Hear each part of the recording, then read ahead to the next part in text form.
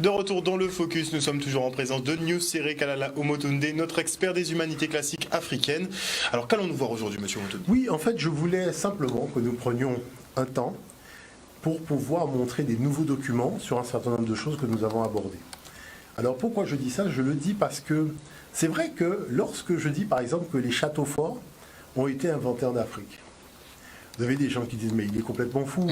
Vous voyez, c'est ça qui est extraordinaire. C'est-à-dire que on a créé, je dirais, une espèce de nivellement des intelligences passant par la couleur de peau, en oubliant que l'homme est né en Afrique avec toute son intelligence, et que la particularité de l'homme africain, c'est que l'homme moderne arrive en 350 000 ans, et qu'il a commencé à quitter l'Afrique vers moins 60 000 ans. Donc ça veut dire que pendant pratiquement 300 000 ans, vous avez une humanité comme vous et moi, qui a un espace favorable, je parle sur le plan climatique, et nous n'allons pas faire des découvertes du calendrier, des mathématiques, l'astronomie, mais il faut quand même que les gens arrêtent de rêver, puisque l'humanité africaine qui est partie, qui a quitté le continent africain, s'est retrouvée dans des conditions climatiques hostiles. Tous les spécialistes le disent. Mais dans les conditions climatiques hostiles, c'est déjà se protéger du froid ou se protéger du désert, chercher à boire et à manger, se protéger des animaux, rester dans une grotte. Donc c'est évident que quand tu es dans la grotte, tu vois le ciel comment. Vous voulez que quelqu'un qui a passé du temps dans une grotte maîtrise l'astronomie mieux que quelqu'un qui était en plein air dans la savane africaine? Il faut quand même être un peu sérieux. Vous voyez ce que je veux dire par là? Donc ça, c'est la première chose. La deuxième chose, je suis très surpris de voir comment il n'y a pas une application historico-culturelle dans les thématiques abordées dans les écoles, les collèges et les lycées d'une façon générale. Vous imaginez que vous avez des enseignants qui viennent de commencer, je dirais, à rentrer dans la fonction, qui sont d'ascendance européenne, et qui me disent, mais on ne peut pas enseigner à des enfants sans jamais faire le lien avec leur histoire, leur patrimoine, sans jamais leur donner des éléments leur permettant de voir que dans leur généalogie culturelle, eh bien, leurs ancêtres ont fait preuve de génie à travers les sciences, les techniques, l'astronomie, la navigation et autres. Nous enseignons à des enfants, nous leur donnons aucune référence en rien. Mais forcément, on crée des individus déséquilibrés. Alors moi, je voulais montrer qu'il y a eu, donc il y a un groupe qui a décidé de contacter en fait des jeunes à travers le monde, donc tous les jeunes du monde, et que chacun puisse parler de sa culture. Voilà, c'est-à-dire que vous avez tous les enfants du monde qui parlent de leur culture. Vous voyez comment ils ressentent leur culture. Je voulais donner le cas de 2 jeunes femmes, qui sont des jeunes femmes de chez nous, pour qu'on puisse voir comment, dans le cadre où vous avez des jeunes femmes qui parlent de leur culture, des jeunes filles de 20 ans, comment leur culture est puissante, leur a donné une colonne vertébrale pour aller vers le monde et compagnie, et le discours de nos jeunes. Alors que nos jeunes sont censés, je dirais, avoir reçu un enseignement qui leur a permis d'avoir une ossature et de pouvoir affronter le monde. Vous voyez, quand on arrive, moi c'est la première chose qui m'a marqué quand je suis parti faire mes études, c'est qu'on baisse la tête systématiquement. C'est-à-dire devant l'autre on baisse la tête. Vous voyez, et quand on veut hausser la tête, c'est dans une attitude un peu de combat. Pourquoi on n'est pas naturellement, je dirais, pleinement épanoui à l'intérieur de nous-mêmes, qui fait qu'on regarde quelqu'un, je dirais, sans arrière-pensée? Vous voyez ce que je dis par là? Prenons le temps de voir le premier document, parce qu'il est quand même assez marquant. On part pour le premier document. Parce que les enfants ont besoin de savoir d'où ils viennent, ce qui étaient leurs grands-parents et la souche en fait de leurs origines. Mais bon. En étant là-bas, on ne voit pas la différence vraiment entre le français et l'antillais. Et c'est en arrivant en France que j'ai vraiment pris conscience qu'il y a une très grande différence. Parce que pour nous, on est né français, on étudie l'histoire de Napoléon, etc. Et c'est en arrivant en France qu'on voit vraiment que ce n'est pas forcément notre histoire. Et c'est de là que j'ai pris conscience qu'on a quand même une histoire à nous qui est propre. conclure, je suis fière d'être bretonne. Je suis fière d'appartenir à un peuple qui est enraciné vraiment dans un pays magnifique, une région avec des paysages sublimes. Et moi, je pense qu'aujourd'hui, c'est important d'avoir conscience de ses origines parce que c'est beaucoup plus facile de s'ouvrir comme ça aux autres communautés et de partager. Et c'est très important dans la vie pour avancer et savoir d'où l'on vient. Voilà, c'est important.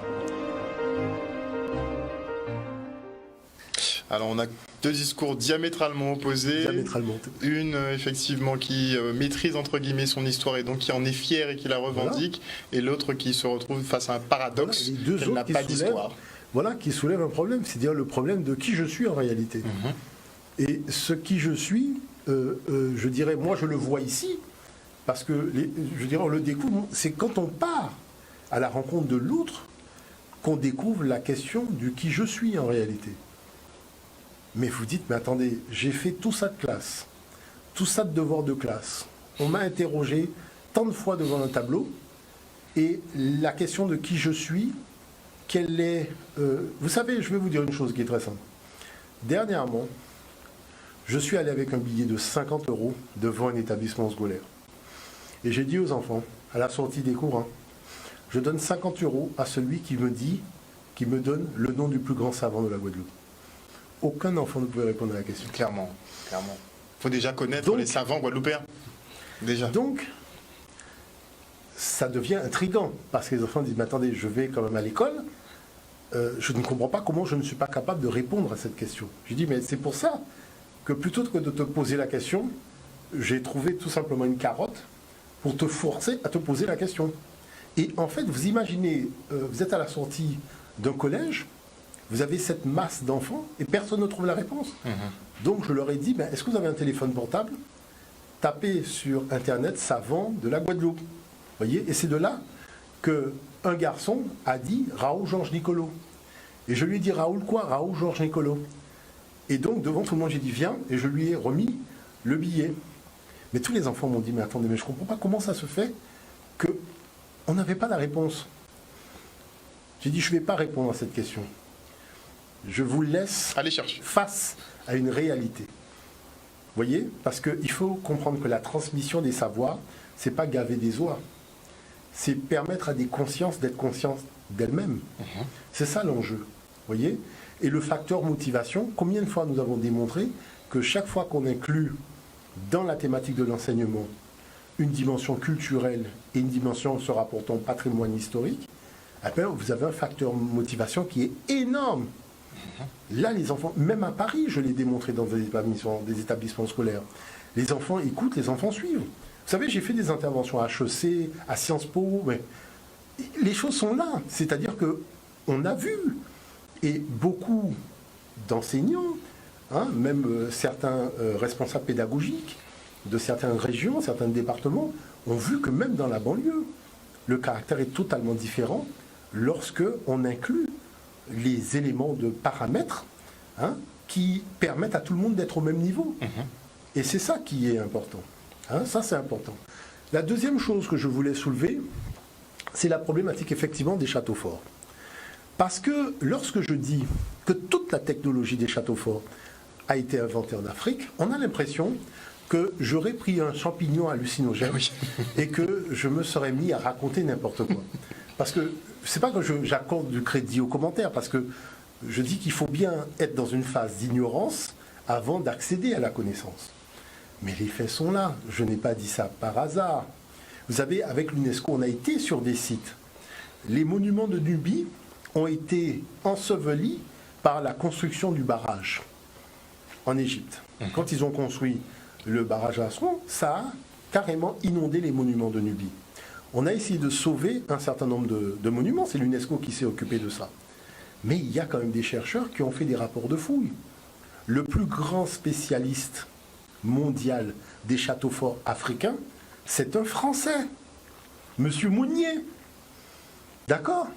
Donc il faut qu'on arrête de croire que je sors des choses de avec ma baguette magique. Donc c'est pour cette raison que je voulais montrer le deuxième document, où vous avez des gens qui disent clairement que toute la technologie des châteaux forts relève d'une invention africaine. Et 3000 ans, comme je l'avais dit, 3000 ans avant le premier château fort européen. Donc les Européens ne sont pas les inventeurs des forteresses, comme ils veulent des fois faire croire, sous prétexte qu'ils ont construit le fort Fleur d'Épée ou le fort de machin. Tous ces forts-là, c'est de la technologie africaine. Ils ont appris ça à l'époque des croisés. Et il y a eu Vauban qui s'est intéressé à ça. Mais la chose, c'est qu'on a toujours construit en Afrique, à toutes les époques, on a construit des fortifications. Il y a des fortifications au Zimbabwe, il y a des fortifications au Burkina Faso, il y a des fortifications partout. Moi, si les gens veulent voir les fortifications, mais même les photos aériennes ont montré les bases des... J'ai même trouvé la muraille africaine, comme la muraille de Chine. De Chine, mais en Afrique. En Afrique. Super. Vous voyez? Donc prenons le temps de regarder le document. Et je tiens à rappeler justement que les documents que vous prenez pour vous appuyer, justement, c'est que on aime bien remettre justement vos théories en question, alors qu'elles sont documentées. Les documents sont objectifs. Mais effectivement, autant mettre les points sur les i. Totalement. À chaque fois que c'est possible. Totalement. On part pour le deuxième document. On assèche le lac Nasser, on trouve des traces de la forteresse de Bouenne, qui a disparu depuis plus de 50 ans. En combinant les données historiques avec les images 3D de l'ordinateur, on peut la restaurer, mettant ainsi à jour pour la première fois le centre névralgique de la frontière de l'Égypte antique.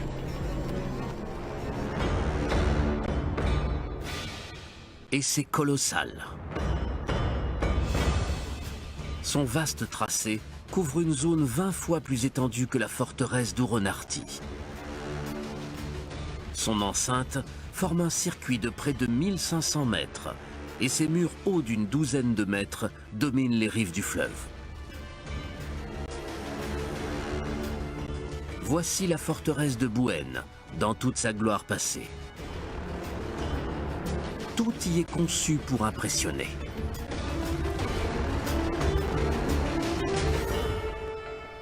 Elle montre bien le pouvoir de l'État.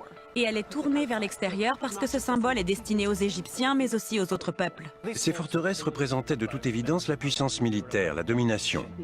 Ce monument se doit d'en imposer. Les proportions colossales de cette forteresse sont conçues pour terrifier l'ennemi couchite. En exhibant une architecture militaire aussi avancée, ses concepteurs semblent prévenir que tout assaut contre elle serait voué à l'échec. Si je vous disais que tous les principes mis en œuvre dans les forteresses de l'Europe médiévale sont déjà présents dans ces enceintes en briques de terre, 18 ou 20 siècles avant notre ère, vous ne me croiriez pas. 3000 ans avant les châteaux forts européens, la forteresse de Bouenne est équipée de douves sèches, d'une porte fortifiée, de remparts et de meurtrières sophistiquées permettant un angle de tir à 180 degrés. Donc des constructions fortifiées qui datent de 18 à 20 siècles avant, Totalement. avant les Européens. Mais cela nous montre une chose, c'est que les historiens mentent. Parce que, je vais vous expliquer une chose. On a l'habitude de présenter les Nubiens comme des joyeux oiseaux qui sont dans le désert. Mais quand vous avez construit une forteresse de cette taille-là, et je tiens quand même à dire une chose, Bouenne est la plus petite des forteresses. D'accord. Elle est déjà immense. Ah non, mais lisez la documentation de M. Mounier. Il y a Mirgissa, qui est une forteresse qui fait 10 fois au moins la taille de Bouenne. Ah ouais. Bouenne, c'est, si vous voulez, c'est le studio. Et pourtant, on vous parle déjà de construction colossale. Donc, quand sur un territoire, vous avez déjà des catapultes pour attaquer les châteaux forts, tout ça, tout ce qu'on vous montre aujourd'hui dans les films, en niant que c'est l'Afrique qui a commencé cela, et en faisant passer les Nubiens pour des joyeux oiseaux, alors qu'on a construit des forteresses militaires, c'est que la menace était sérieuse. Vous voyez? Parce que c'est du gigantisme d'imaginer qu'il y a 5 à 6 000 ans, nos ancêtres construisaient des forteresses comme ça aussi avec la frontière du Proche-Orient, c'est-à-dire dans le désert. Et pourquoi on n'en parle pas? Je vais vous dire pourquoi on n'en parle pas. Parce qu'on veut faire quoi? Qu'un groupe d'individus mené par Moïse aurait quitté l'Égypte sans tomber sur des forteresses. Alors on ne vous raconte pas l'histoire des forteresses qui, tout simplement, protégeait l'Égypte de gens qui voulaient quitter l'Égypte comme de gens qui voulaient rentrer. Donc c'est pour ça que les chemins d'Horus ou ces choses-là, les gens ne connaissent pas ça. Et on vous représente un chemin comme s'il n'y a pas de construction, il n'y a pas de base militaire, il n'y a pas de... Alors que vous allez même aujourd'hui, même quand je vais sur cette région, il y a des bases militaires, il y a des mines antipersonnelles, c'est-à-dire il y a des choses dans le sable. On a vu, c'est-à-dire jusqu'à aujourd'hui, il y a toujours cette... entre l'Égypte et Israël, il y a toujours, je dirais, un armement militaire caché dans le sable. Mais ça a toujours été comme ça, parce qu'il y avait des menaces d'envahissement. Mais on ne vous raconte pas cette histoire pour vous faire croire que, voilà, des gens chantent. En plus, il faut savoir qu'Israël était administré par Pharaon. C'est comme si vous quittez la Guadeloupe et vous allez en Martinique. Vous avez quitté quoi? Vous n'avez pas quitté Pharaon, c'est-à-dire vous n'avez pas quitté l'autorité française quand vous avez décollé de la Guadeloupe pour atterrir en Martinique. Donc comment des gens, on vous fait croire qu'ils auraient quitté l'autorité pharaonique, alors que lorsque vous êtes en Israël, vous êtes chez Pharaon, et quand ils fouillent, les Israéliens, ils trouvent quoi? Ah ben les palais de Pharaon. Et la documentation, elle est là, mais bien sûr. Mais quand on fait les colloques avec l'UNESCO, les gens ne disent pas ça. Les gens reconnaissent que oui, chaque fois qu'on fait des fouilles, c'est les palais de Pharaon qu'on trouve en Palestine, qu'on trouve à Gaza, qu'on trouve partout. Est-ce que vous comprenez ce que je veux dire par là? Donc c'est ça qui est important. Maintenant, l'autre chose qu'il faut souligner, on va devoir clore pour aujourd'hui parce qu'on est déjà arrivé au terme de l'horaire. Ah oui, on a déjà pratiquement terminé. Mais en tout cas, moi, ce que je voulais dire, c'est que la notion de construction massive, d'accord, ça vient de l'Afrique. C'est-à-dire qu'il faut savoir que Jean-François Champollion parlait de monuments africains en Europe. C'est-à-dire quand vous êtes devant la Madeleine ou l'Assemblée nationale à Paris, vous êtes dans des monuments africains construits en Europe. Quand vous êtes devant les Tuileries, pareil, la Maison Blanche aux États-Unis, vous êtes devant un monument africain construit en Occident. Parce que la Maison Blanche était le nom du palais du souverain Narmer en Égypte, Inetch-Eb, qui veut dire la forteresse blanche, et elle était blanche. Le palais royal de Pharaon, c'est un palais blanc. Donc c'est pas pour rien que les Européens qui n'ont pas de culture puisent dans la culture africaine leurs éléments de culture et après organisent l'escroquerie dans les documentaires et dans les livres pour faire croire qu'ils sont à l'origine de choses, alors que non, la vérité est là. Donc c'est pour ça que je dis aux gens qu'il faut comprendre la démarche, parce qu'elle n'est pas facile, elle n'est pas aisée, mais j'aimerais que les gens soient plus portés non seulement à défendre leurs ancêtres, à défendre leur honneur, mais à comprendre le sens de ma démarche. Vous voyez, en disant très bien, et vous avez vu que chaque fois que quelqu'un m'a sollicité, m'a demandé un document, j'ai apporté le document. Toujours. D'accord? Il y a une problématique lorsque j'ai dit que c'est un Noir qui a inventé l'ordinateur PC. Il semblerait qu'il y ait une jeune femme qui a été attaquée quand elle a dit ça sur son site internet. Elle m'a demandé des documents. Moi, je lui ai remis un article du Figaro. Le Figaro même l'a dit, c'est-à-dire il y a dans le Figaro, il y a un article dans lequel ils ont reconnu que Mark Dean est l'inventeur du PC et que c'est lui qui est à l'origine de Lenovo, puisqu'ils ont transmis aux Chinois les éléments informatiques pour créer la marque Lenovo. Et la directrice de Lenovo, c'était une femme noire. C'est la première femme qui a eu, dans un grand groupe français, une femme noire à la tête d'une grande société française. C'était jamais arrivé. Aujourd'hui, elle est patronne de Hewlett Packard. Donc tout ça pour montrer que ce ne sont pas des choses, je dirais, qui sont cachées dans les magazines de finance. On en parle. Dans les magazines technologiques, on en parle. Mais le problème, c'est que ce genre de matériaux ne sont pas vulgarisés suffisamment et les documentaires, par exemple, qui font état de la vérité, qui rétablissent cette vérité historique, vous le dites assez régulièrement et on le sait, ils passent à 2h, 3h, 4h du matin. Malheureusement très tardivement. À des horaires très tardifs. Oui, mais ce que je veux dire, c'est qu'il y a une documentation. Il faut comprendre que moi, je ne me suis pas réveillé un matin, j'ai cogné ma tête contre le mur et j'ai dit que l'Afrique a inventé les châteaux forts. Il faut comprendre qu'il y a une documentation qui est relativement riche, d'accord, et que les gens qui sont intéressés par la question, mais j'ai des kilos et des kilos de documents. Vous comprenez, sur ces sujets-là. Et vous en faites bénéficier justement bien sûr. À Nijar. Mais M. Mounier a fait des ouvrages sur la question. Il a fait des articles sur la question. Il a fait des colloques sur la question. Et en plus, c'est un brillant dessinateur qui reconstitue les châteaux forts. Et pas que les châteaux forts. Et c'est lui qui a montré qu'il y avait la muraille africaine, comme la muraille de Chine. De toute façon. Est-ce que vous comprenez? Voilà, c'est ça que je veux dire par là. Je pense qu'il n'y aura pas de débat. Voilà. Là, on est vraiment dans la pédagogie. Ça fait 3 ans Totalement. maintenant qu'on est dans la pédagogie Voilà. et que vous prenez de la patience, effectivement, pour qu'on puisse comprendre que notre peuple est à l'origine, effectivement, de quasiment tout ce qui existe Voilà. sur cette planète. Et qu'il n'y a pas de discussion. Et qu'il n'y a pas de discussion finalement à y avoir. Il y a des preuves scientifiques. Bien sûr. Chaque semaine, on sort des preuves scientifiques, quitte à ce que ce soit d'autres personnes qui le disent pour qu'on comprenne que Totalement. vous n'êtes pas le seul à tenir ces versions. Mais c'est vrai qu'on a encore du mal à accepter la grandeur finalement Et puis de nos présenter ancêtres. ça aux jeunes générations. Que ça ne Surtout. soit pas du domaine du cachet, Exact. que l'enfant ne découvre pas ça un jour en regardant un documentaire à la télévision, qu'on soit quand même des adultes responsables. On est d'accord. D'accord? On n'est pas des moutons censés aller à l'abattoir bêtement. Non, on doit collaborer au génie de l'humanité comme on l'a toujours fait. Merci beaucoup Nusere Kalala Umutunde d'être venu sur ce plateau ce soir pour un nouveau jeudi anthropologie. Est-ce qu'on pourra poursuivre ce cours justement la semaine Oui, parce prochaine? qu'il y a d'autres documents que j'avais. Super, va les on en montrer la garde un semaine peu en prochaine. réserve. Totalement. Voilà, chers téléspectateurs, on espère que vous avez passé un bon moment en notre compagnie. Vous l'aurez compris, le jeudi anthropologie revient la semaine prochaine. Passez une excellente soirée sur Canal 10. Bisous, bisous. Prenez soin de vous, prenez soin de vos proches.